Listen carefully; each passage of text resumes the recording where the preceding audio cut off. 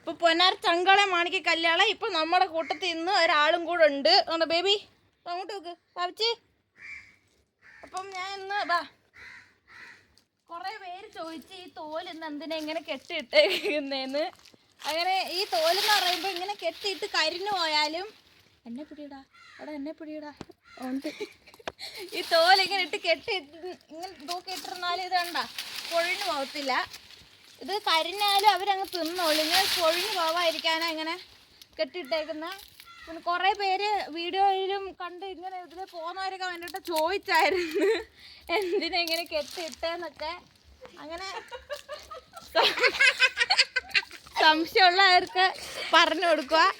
അപ്പോൾ പിന്നെ നമ്മുടെ ആടുകളെ കാണിക്കാം. ഒരു 5 പേരുണ്ടായിരുന്നു. 5 പേര് ഇവിടെ ഉണ്ടായിരുന്നു.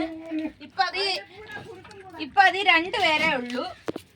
3 പേരെ കുറച്ച് ദിവസം മുമ്പ് കൊടുത്ത്. ഇവന്മാര് 2 ഇപ്പൊ ഉള്ളത്. അവന്മാര് കാണില്ലേ, അവന്മാര് 2 ഇപ്പൊ ഉള്ളത്. അത് ബീറ്റല്, ഇത് കനേഡിയൻ പിഗ്മി. 2ഉം കൂടെ ഒരു 50 രൂപയ്ക്കാണെങ്കിൽ തരും. 2നെയും കൂടെ ഒരു 50 രൂപയ്ക്കാണെങ്കിൽ തരും. ചില്ലറായിട്ടാണെങ്കിൽ അങ്ങനെ. ആരെങ്കിലും ഉണ്ടെങ്കിൽ വിളിച്ചോളി. നമ്പർ ഞാൻ ഇതിൽ കൊടുത്തോളാം.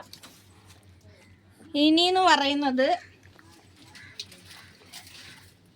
നമ്മള് ഏതൊക്കെ തോലുകളാ കൊടുക്കുന്നതെന്ന് വെച്ചാൽ നമ്മൾ ഈ കാട്ടിൽ നിന്നൊക്കെ പോയി പറിക്കുന്നതൊക്കെ കൊടുക്കും. പിന്നെ അല്ലാതെ ഇവിടെ അടുത്ത മഹാഗണിയൊക്കെ മുറിക്കുമ്പോൾ ഉള്ളത് അങ്ങനെ കൊടുക്കും. പിന്നെ ആ കെട്ടിയിട്ടെങ്ങനെ പ്ലാവും തോല്.